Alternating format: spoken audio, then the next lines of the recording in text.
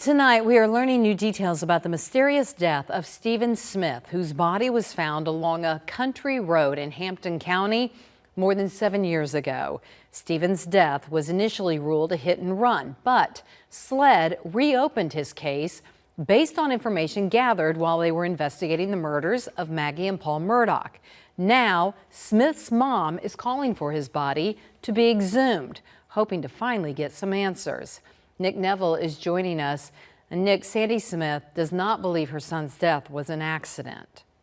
No, she doesn't, Dondi, and neither do her newly retained attorneys Eric Bland and Ronnie Richter.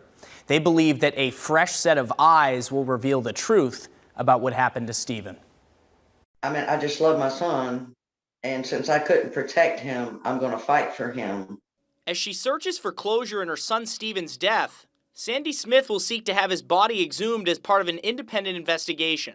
Attorneys for the family Eric Bland and Ronnie Richter say they plan to ask a court for permission to do this within 10 days. I would find it hard to believe that a judge would take the position, no, we don't want to give a grieving mother, the answers that she's looking for. Smith was found dead along a Hampton County road in July 2015. Investigators initially believed he was killed in a hit and run. But 2 weeks after Maggie and Paul Murdaugh's murders, his case was reopened. There were no skid marks around his body. There was no vehicular debris found. His loosely tied shoes were still on his feet. His car was found 3 miles away with its gas cap removed. And while it would appear that his car broke down and he had walked for help, he never called for help from the cell phone that was found on his body. Smith's mother says this was unusual.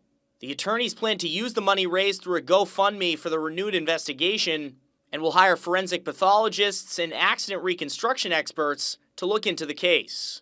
We intend to share anything that we may find in our own investigation with law enforcement. There's no secret sauce here. There's no intent on us trying to trump anybody. It's our goal that we can all work jointly together.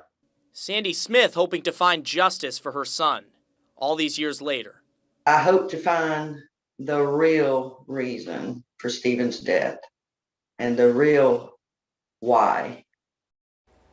Rumors shared with law enforcement during the initial investigation into Smith's deaths mentioned a possible connection between Buster Murdaugh and Smith. The two were former classmates, but authorities have not confirmed any connection beyond that. In a statement yesterday, Buster Murdaugh said in part, "This has gone on far too long.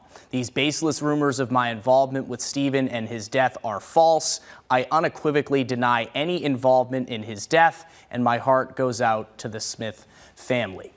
Live in the studio, Nick Neville, WIS News 10.